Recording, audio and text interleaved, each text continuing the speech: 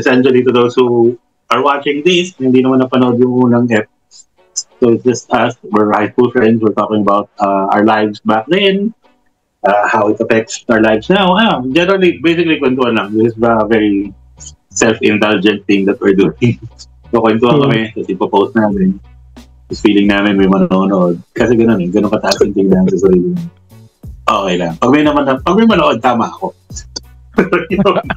So parang crash course. So we all went to the same high school, which is in Cavite, the best place on earth.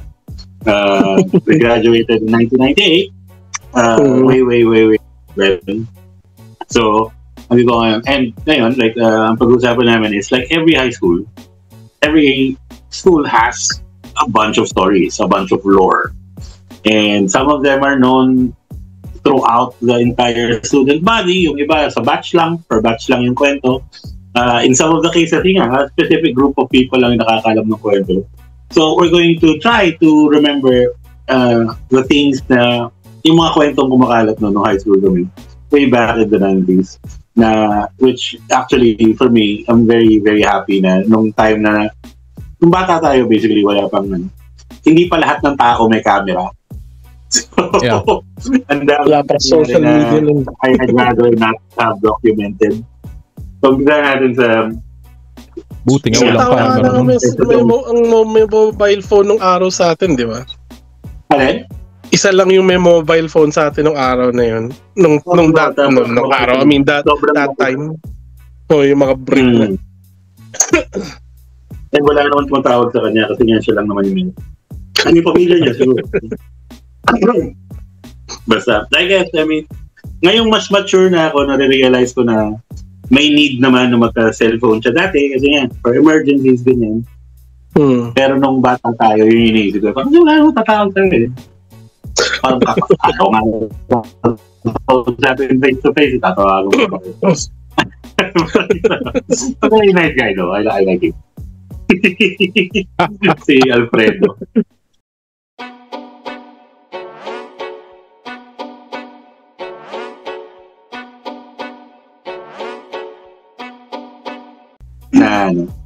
Parang may favorite moment ako ni Alfredo na isa to, buti na bring up siya.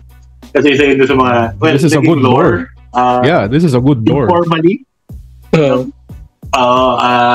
Kasi after graduation, nabalitaan ko, I mean, you guys know how I keep in touch with a lot of people sa bachelor.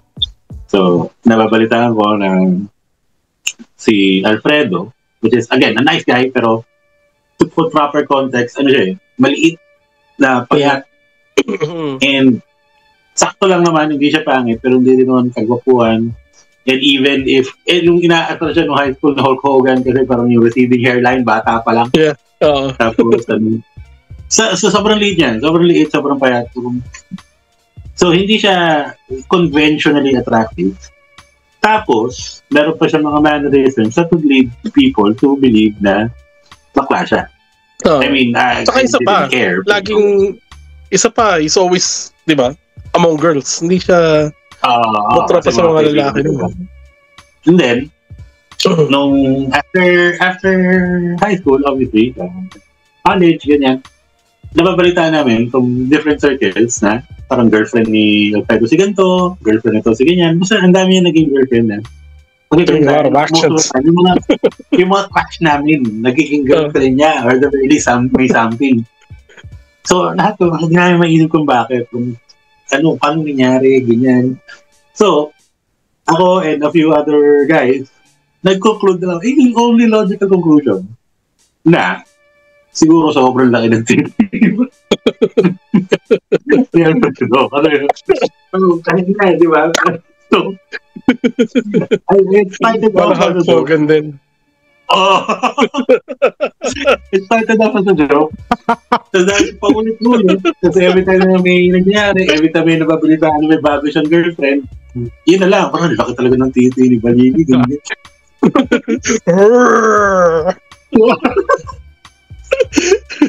Saka titi niya nag-flex din yung muscle. moving into that yung sa leading towards yung sa nickname na Hulk Hogan. I think part na-reinforce yun bukod dun sa receding hairline niya. Naalala mo nung 4th year na binalibag niya ako. Yeah. Wala ka nun, Carlo. Ay, wala ka nun. Pero nasa loob ka ng classroom kasi kami nasa labas. Ewan ko kung anong ginagawa namin, basta nasa hallway kami nagpapapansin na kami. Inuunggoy lang. Tapos si Balili, ito si Alfredo dumaan. Ayun nga, again, maliit na lalaki. Tapos ito si Reggie, parang hinaharangan siya. Parang gago lang. Nakita ko yun. Oo. Feeling ko hindi mo nakita, pero narinig mo kasi ang lakas talaga ng pagkakahampas sa kanya. Nakita ko na yung aftermath. Sinaliya ako sa pader. Bumalibag siya dun sa window. Di ba yung mga bintana natin parang may bakal? Yeah. So, parang ako, ano kami, di ba nung 4th year, usually magkakasama ako, si Resi tsaka si Ronald. So kami ni Ronald, pero nakatingin ko yun. Hindi ko yung makapaniwala. Kahit ako yung aftermath kasi ang ingay nun eh. May mga sumisigaw na binalibag si Resti. Balili. Ang lakas ng ano na parang na hindi mo masisisi kasi nga punong-puno siya ng testosterone. Ang laki ng titi niya kasi. Hindi niya makontrol. Buti na lang, hindi ka hinampas ng titi niya sobrang laki. Hindi, ano na yun? Yun, emotional damage na yun. Hindi na yun, insulto na yun. Nung nalaman ko nga na yun nga, may mga crush ako na naging girlfriend niya, hindi ko na lang pinursue yung mga babae. Wala na eh. Pagkatapos dumaan kay Alfredo, wala na yung mararamdaman ka. Hindi ka makaka-measure up to that. Oo. Yeah.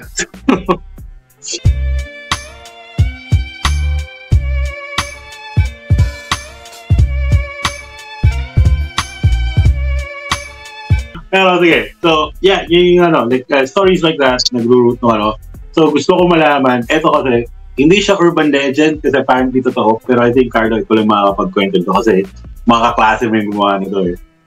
Sino yung mga nakikita? Anong nangyari? May kumalat na kwento na may mga nakipag-sex sa puno. Yeah. Well, di ko nakita yung actual act na nakipag-sex sa puno. Bali nangyari to first year high school. Hindi ka pumila? Wala ko nakapila ka doon. Hindi nangyari yun first year high school. Tapos sabay yung mga klase ko nun, tumatambay sila sa likod ng classroom namin. And then before, meron puno ng saging dun eh. Tapos sila, ang ginagawa nila, syempre, alam mo naman, mga bata, mga first year high school. So parang puno testosterone, ganyan, papakita sila kung gaano sila kalakas, ganyan. Pero yung puno ng saging doon, sinusuntok nila everyday. Everyday nilang sinusuntok yung puno ng saging. Then all of a sudden, yung puno ng saging na ngayon, parang mamamatay na nga kasi konti na lang yung dahon, maliit. Tapos hindi pa ganun kalaki. Sinusuntok pa nila everyday. So one time, nung kakasuntok nila, bumagsak na. Tapos sabay, meron silang inuupuan dun sa likod na parang nakabilog sila, nakaupo dun. So may CR ba to? Di ba may CR sa may classroom? Doon yan, I think sa likod ng CR yun, sa likod ng CR nga. Okay. Doon yun. Hindi pala sa likod ng classroom namin, sa likod ng CR. So may inuupuan sila dun. And then all of a sudden, nung minsan napadaan ako dun, nakita ko lang, pinag-uusapan nila yung natitirang stock ng puno ng saging. Tapos sabay, nakita ko lang, binubutasan nila. Kung ano ba sa atin, sabi ni ganito na, parang okay ipasok yung ano dito malamig basa And then, hindi ko maalala if may nag-uwi nung sanga ng puno ng saging or pinagpasapasahan nila or whatever. Pero alam ko, meron Wait, sinabi mo may nag-uwi noon, yung bakla. Yeah. Alam ko yung bakla, inuwi niya yun. Yung bakla sa klase namin. Pero hindi ko na malaman kung merong umuwi din nun. Iba, ang narinig ko sa ang narinig kong version ng kwento is, and I guess, ganun yung nangyayari pagka may mga ganyan, di ba? Parang kumakalat, so nagkakaroon na iba-ibang version. Ang version na narinig ko is, yung puno may butas nga. So, parang tinry nila, tapos naisip nila parang masarap tirahin. So, ang naririnig ko is may grupo sa klase nyo na pinipilahan yun. Regularly.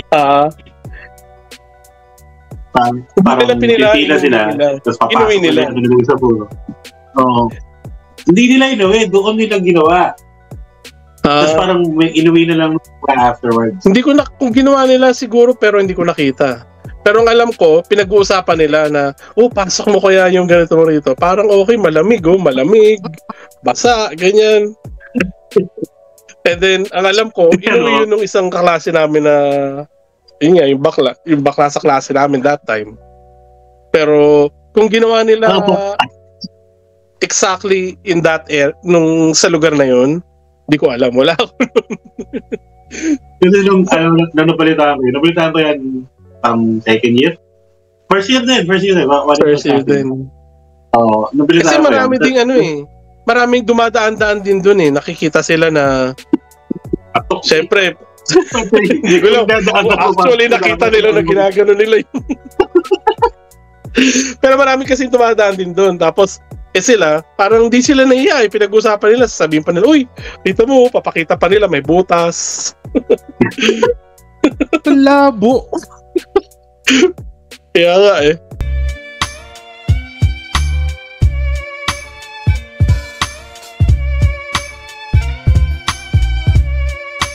siguro yung kalokohan lang na ginawa ko nung first year is naglalagay ako ng tabo na may tubig sa may taas ng pinto. Sa washroom. Ginawa mo pang-elementary yun. Barbera cartoons pa. Alam ko na biktima ko ata ron yung yung isa sa mga doon, may isa sa mga custodian doon, si yung Jonathan. Galit na galit. Alam na ikaw. Hindi. Wala nakakaalam. Hindi. Ang isa lang ata nakakaalam yung si Midel. Kilala mo yun, di ba, si Midel? So yun, yeah. Siya lang nakakaalam nun kasi lagi kami kasama nun nung first year Alam niya naglagay ako. Bakit mo ginawa yun? Wala lang, nakita ko, naisipan ko lang. Nakakainis ka palang tao Carlo, like for the longest time, ang tingin ko between the three of us, ikaw yung pinaka-prim and proper na nasa loobang kulo. Pero these things parang tangin na. Parang ano to? Parang nakita ko yung side mo na nung third year na Pero meron ka na pala nun before pa, yung mga stealth moves na ganun. Yung mga stealth mischief. Meron din. Kasi nung third year, hindi ka na stealthy. Kasi ako, bata pa lang tayo, ganito na ako na parang medyo naglilin ako towards yung logical na thinking na pagka hindi kailangan gawin, more often than not, hindi ko gagawin. Kaya lagi ang tanong ko, bakit mo ginawa? Ito nakita mo na yung tabo. Ito naisip mo, lagay ko kaya. Hindi kasi naalala ko nung bata pa ako nun, sa family computer nun, may game dati nun na yung Spy vs. Spy. Ewan ko naalala yung, based yung sa comic strip yung Tapos isa yung sa mga Mad Magazine. Sa Mad Magazine, di ba? Tapos may isa sa mga lang yun, maglalagay kayo ng mga trap. Tapos isa sa mga trap doon, yung maglalagay ka ng pail sa may pinto, sa ibabaw ng pinto. Hindi yan justification na gawin mo sa janitor. Hindi ko naman kasi alam yung janitor yung mabibiktima Akala ko makaibang estudyante lang mga kaklase ko. Sa classroom? Sa classroom mo nilagay? Sa pinto ng classroom? Sa washroom. Sa washroom. Di ba may washroom doon sa likod? Oo. Yun, nilagay ko sa lalaki. Naisip ko nga nilagay yung babae pero hindi ko na nilagyan Speaking of yung CR na yan yung CR na yan nandun sa may classroom nyo. Sobrang baboy. Sobrang kadiri na. Isa nakakadiri nga yun. Lahat ng CR sa school natin, hindi ko alam kung dahil ba probinsya o ano. Pero walang maayos na hindi ko alam kung basta laging maputik, tapos hindi lang siya walang flash walang tank mismo. Yeah. Wala nga. Walang tank ng tubig. Tapos ang Araw-araw. daming nakasulat, ang daming, tapos basta hanggang ngayon ang dami ko na napuntahan lugar sa buhay ko. Yun pa rin yung mga pinaka nakakadiring siya. Kaya nga ako, meron akong natuklasan na CR sa SMI na na may time kasi nun, 'di ba? Yun nga, nabanggit mo nakakadiri yung washroom, 'di ba? So, yung washroom talaga gagamitin mo lang para umihi. Hindi kuwari, kaya problemado ka pag kuwari sumasakit yung tiyan mo, 'di ba? Hindi ang nakatakot magbanyo sa atin dahil nakakadiri, dahil mapasok. Actually, may nahanap ako isang washroom na na ang sarap yung mag number 2. Kaya ko isang beses ata nag-spend ako buong recess ko, nakaupo lang ako dun 30 minutes ka na kung sa Unidoro.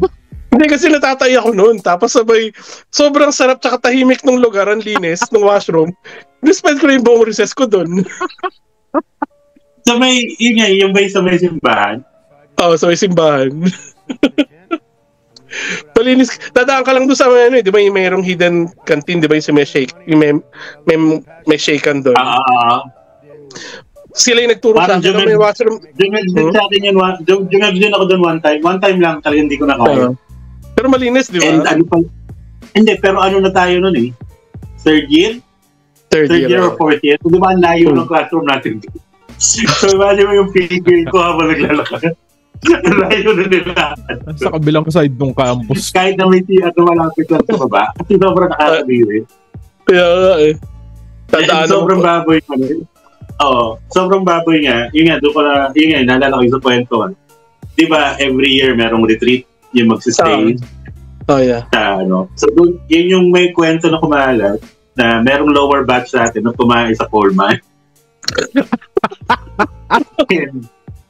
Ang nagkwento sa akin is, di ba naalala niyo dati parang may tropa ako na girl na lower year? Yeah. Oo. Siya nagkwento sa akin. Pero, ang kwento niya sa akin is, parang may narinig lang din daw niya. So, hindi confirmed. Pero, nangyari, babae to, the student. Babae. So, retreat. Retreat. So, sa school na 10 kasi, di ba, ang retreat, ginagawa sa campus, mag-overnight sa campus. Ganyan. And dahil na probinsya, pinapatay yung kuryente after a certain hour. So, parang, di ba kaya ang dilim, parang mga 10, wala nang ilaw. So, natatay daw, according to the story, natatay yung girl, natatakot mag-CR, kasi ang dilim, tapos ang kadiri pa siya, kasi nakapasok ako sa CR ng babae, mas kadiri pa Mas kadiri pa. So, isipin mo, patay ka doon sa ganung kabaho, ganung kadumi, tapos ang dilim pa. So, according to the story, doon na siya tumae sa Coleman niya, yung dala niyang water jug. Tapos, kaya ito kumalat yung kwento kasi yung Coleman niya, tinapon na niya sa likod ng classroom. Di ba yung classroom na tabi-tabi? Fourth year, second year, na yung row, nandun sa likod yung Coleman. Para nahanap na pa ng day, binuksan, may tayo sa loob. Good morning! Hindi nyo ito Yung likod pa naman yun, pwede mong daanan yun, di ba? Dire-diretso. Oo. Papuntang canteen. Oo. So, I think kaya na-discover kasi may dumaan doon, nakita yung Coleman, parang okay pa. Baka mamaya nadaanan ko pa yun. Minsan dumadaan din ako doon. Most of the time, ang Coleman, before either my initials mo or my first name mo or my last name family. Para hindi mo matatanggi na sa'yo yun. Pero isipin mo kasi parang parang desperado moves na lang kasi nga babae pa, tapos sa school natin bawal may gawin na nakakahiya kasi hindi papalimot sa'yo kasi mga ugali ng mga tao. To be fair, guilty rin naman ako. I mean, wala naman sa ating malinis na wala naman nating law for good sa school na yun. Kasi na-experience ko na yung ganun before pero tapos nasa pa kami. Hindi naman. Yung tumayo ako sa school. Pero nung nasa Malabon pa ako noon, nasa Manila pa kami noon. Hindi pa kami lumilipat ng Cavite. Talaga yung mga bata na nag-aakit. Nasa nasa cubicle ako eh. Diba? Nasa cubicle ako. So, syempre, gano'n. Yung mga bata na yun, kakiyata doon sa cubicle, sinisilip ako, namatay! Nalala ko, umiyak ako nun eh. Tapos sabay, sakto nun, nung napaiyak, ano lang ata ako na parang kinder 2 ata ako yun eh. Ata ako nun eh. Oh. Tapos sabay, naalala ko nun, may nag-CR ron, hindi ko, kaklase ko, nakita niya ako umiiyak. Tapos pinaliwanag mo kung bakit? Oo, pinaliwanag ko. Tumayo ko, pinagtitripan ako ng mga bata eh, natawanan ako eh. Kaya after nun, ever since nun, hindi na ako namatay sa school. After na lang, nung nakahanap ako na. Ha? May nahuli kang tumatay sa CR nung high school. Ako ba yun? Di, kayo yun ni Resty yun eh. Si Resty ata yun, si Resty yun. Madami ako nahuhuli. Pero ang nalala ko, tayong tatlo yun eh. Kasi pagpasok sa CR, di ba may ugali ko na sinisipa mo isa-isa yung pinto? Oo. Tapos yung isa may pagtuto. Pero nakaupo pala. Pero honestly, feeling ko ako yung napagtripan eh. Nung nakita ko siya, feeling ko ako yung napagtripan. Parang, panira ka naman ng trip eh. Hindi ka dapat tumatay dyan. Walang tao dapat dyan eh. Wala eh. Madalas nakita ko yung bata. Lower year sa atin eh. Pero parang nakagano na lang.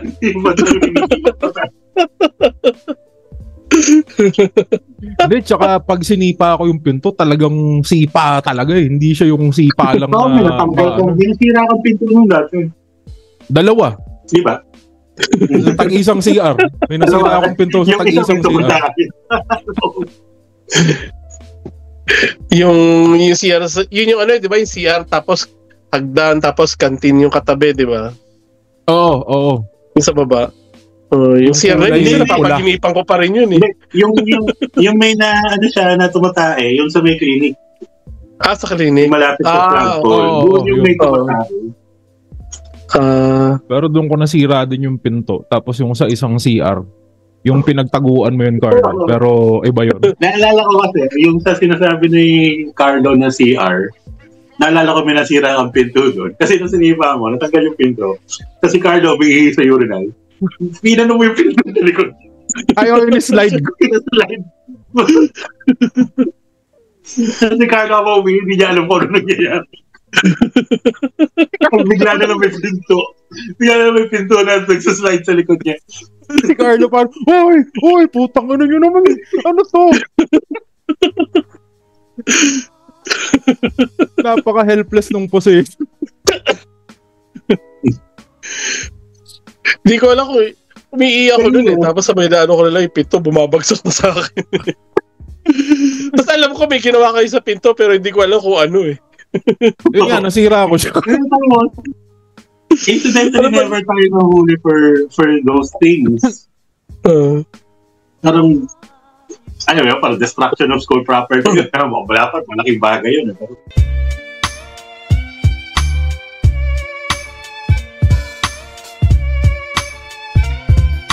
Ang isa sa mga favorite kong kwento ng retreat, ayaw sabihin yung pangalan kasi friend of a friend. Nag-judge ako sa retreat. Ito Carlo, di mo to alam eh. Hindi, ito. Known to na lore. Kalat to eh. Ito si Carlo dito alam kasi nung kumala to, nasa Canada na so. Ano yun? Merong isa sa kinanto sa akin nung kaklase na nahuli din na nag-judge ako nung retreat nga. Kasi diba, overnight sa campus, natutulog na sa classroom, di ba? Or ibang ano? Ibang section. Ibang section? Kabatch natin? Kilala mo, yung sasabihin ko sino. Okay. Ano na, off-cam. Diba, lahat na lalaki, nasa isang kwarto lang, lahat na kayo. Huli siya nag-judge ako. Hindi dahil hinuli siya or inabangan. Kasi dahil lang para siyang tanga. Kasi, di ba, nag-judge ako siya. Nag-judge ako siya ganito, nakaupo. Nagtalok mo siya ng kubo. So, akala yata niya, pag nakakatanakok, wala na makakapansin sa akin. Cloak of invincibility. Logic ng 5 years old. Or invisibility. Ano, may cloak na invisibility siya. Yung mga tropa natin na nakita, hinilay ko. Dapat sinabi niyo, Kati! Siya pala din. Nakamot ko lang. Siguro para sobrang raging hormones si Gago. Isang gabi ka lang di mag-judge ako, no? Hindi mo ba pagpalipas? Pero Hindi, pwede tsaka- mabukas pa yan eh. Tsaka di ba pagka-retreat, may bantay na teacher? Oo. Kada Oo. classroom, may isang teacher. So ginawa niya yun habang sleeping hours. Tapos, di nandun yung teacher. And everyone else. Malamang. Hindi, wala naman yung mga teachers sa loob ng classroom eh. Meron. Sa amin meron. Meron ba?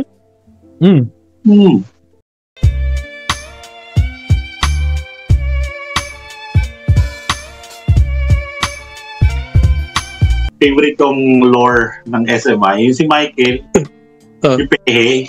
At ano yung ano yung ayan. sa kanya? So most people, ano yun? Basta may something sa kanya eh. Basta hindi siya, basta special siya na in some way. Kasi, siya, parang, yung mga weird na bata. Kasi kaklase ko siya, grade 4. Grade 4 lumabas lahat ng niya eh. Kasi may teacher kami ng, medyo mahigpit. Hindi mo mahigpit. Okay naman siya. Pero napupuno na kay Michael. Kasi, laging walang assignment, laging walang project, ganyan. Tapos, naasa na yung teacher. Tapos nilaglag pa dyan yung pinsa niya. Kalimutan ko sinong pinsa niya pero babae. Kasi lahat ng dahilan niya, laging parang nalimutan daw niya assignment, ganyan, or ginawa niya pero hindi na nala. Tapos parang sinabi, sinungaling daw, hindi daw totoo. So, nakita daw nila, naglalaro lang, so hindi ginawa yung project. Si Michael, hindi. Tapos, yung teacher nagsasalita na napuputol yung dila niya. Kasi lahat, parang ewan ko kung bakit ginawang spectacle. Tapos lahat parang, putol dila. Tapos yung isang estudyante, hinawakan na siya sa prato. Talagang ginano na yung prato niya. Tapos yung isa may gunting. Kumititan niya. Kasi teacher, hindi kami pinipigilan. So sabi niya, parang, totoo ba na hindi mo na nagawa yung assignment mo? Kaya totoo. Parang, tapos yung mga tao sa kilala siya, parang, hindi po niya ginawa. Tapos, patuloy mo yun dito. Yung teacher kayo nagsasabi. Tapos si Mike, parang, nag-ano siya, alam mo yung peking iyak. Nakawala yung iyak siya, parang bata na, Tapos, sinabi parang, parang tinanong siya kung gagawin ba niya yung project. Basta, multiple times hindi ito isang araw lang nangyari. Tapos yung huli, inano na siya na wala na naman siya assignment, so tinanong naman siya kung bakit. Sabi niya, nagawa daw niya pero hindi niya. Parang ginawa daw niya the previous night. Pathological liar. Oo. Yung pinsa niya, nagsalita na naman. Sabi, parang hindi po, nakita ko po yan kahapon, nanguhuli ng pehe. Yung Michael Pehe. Alam niya pangalan, Kaya pala. Okay. Nanguhuli daw siya ng pehe buong araw. Kaya ako hindi ko alam kung yung pehe. Nagtanong pa ako sa katabi ko. Parang saan yung pehe? Parang talangkayon, di ba? Parang yung mga parang maliliit na isda yata or something. Basta sa Imbornal. Sa Davao talangka. Basta ganun maliliit na creatures. Parang, basta ganun. Basta maliliit. So, walang kuhuli. So, yun daw ginawa buong araw. So, parang buong classroom nag-break into chats na nag-break into chat na alternate either pehe or putol dila. Pehe, putol dila. Kaya pala Michael Pehe tawag nila doon.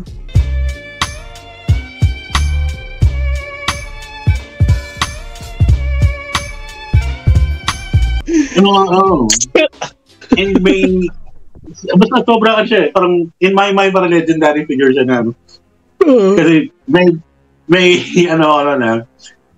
yung classroom din namin, nung grade 4, kami lang yung wala sa building. Parang lahat magkakasama eh. Kami lang yung nasa baba. Alam niyo yung HR na room? Ay, HR, ano yun? Guidance. Counselor. No. Yung home economics na room. Home economics. Ay, hindi naman HE. Basta kami nag-iisa. Kami nag-iisang classroom sa tapat nun. So, hiwalay kami sa lahat.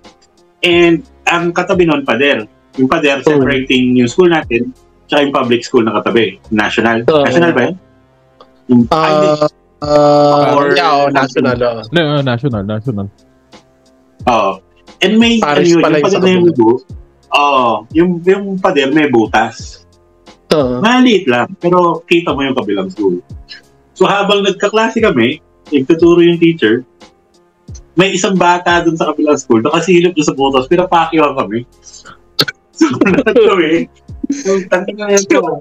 Ayun, yung teacher nagtuturo. Ayun nga, so tuwing yung teacher, tuwing magsusulat sa blackboard, kaganti kami, papaki ulit kami dun sa mga bata sa kabila. Sa bilang school. Oo. Tuwing lilingon yung teacher, baba ulit kami ng mga kamay. So mga bata, hindi ko alam, hindi yata sila pumasok kasi parami yung patio na lumalabas sa butas. Nagumili isa lang eh. Isa lang, tapos yung katabi ko lang nakakita, pinapakyan siya. So ginanon lang ako. Pagtingin ko, di pumaki din ako, tapos dumami rin sila. So, doon po lahat na nung lalaki, nung grade 4 class namin, pumaki na. Awag nila, ang dami din. So pagdating ng recess, kaming lahat lumabas. Hindi ko alam kung sino kung nauna. Pero may isa namin, dumampot ng batabay na sa kabila. So, yun ang trip namin, batuhan. Kasi gumanti yung kabilang school. So kaya yan, batuhan actual rocks. May bato over the wall, o sa kabilang school, ganyan. Tapos, ako, parang kasali rin ako eh, nakikibato ako. Tapos nakita ko si Michael. Dumampot ng isa lang. Si Michael. Okay. Siya pa rin. Dumampot siya, isang bato lang. Isa lang, ha? Kasi the entire time nanonood lang siya eh. Parang yung lang siya. Parang si Mr. Bean. Tapos, nakisali siya. Dumampot siya ng isang bato. Binato niya. Tapos sabi niya, yay! Ganun siya. Ito nangyari talaga sa harap ako. Kasi literal sa harap ako nangyari. Nakatingin lang ako sa kanya the entire time. So, ayan, batuhan. Buong recess. Hanggang sa may tinamaang bata sa kabila. So, naging issue. Kasi, dugo, ganyan. Siyempre, bato, delikado. Ewan ko. Ngayon kasi hindi na yata okay yun. Pero dati, parang normal lang magbatuhan ng bato. Yeah. So, tinamaan. So, siyempre, may mga galit na magulang na pumunta sa school natin, sa classroom namin, nagkaganyan, na kung sino yung nagbato. So walang nagbebenta, walang nagsisnitch. So yun. Pero inisa-isa. So ang kinuha, yung mga usual suspects. Yung mga siga, yung mga known, yung may known history na yung maganda naman record ko nun. So hindi ako nadamay. Sa simula ng gulo, ng ganyan. Mahilig magsimula. Oo. Nung high school lang naman ako nadadamay sa ganyan. Pero back then, elementary, okay pa. So parang even though buong klase involved, wala nagsusumbungan. Hindi ko napigilan. Dahil nung nagtayo yung teacher, sino pa? Parang mga 5 na yung nakatayo sa harapan para ipag-guidance. Hindi ko napigilan. Sabi ko, ma'am, nakita ko si Michael, bumagto.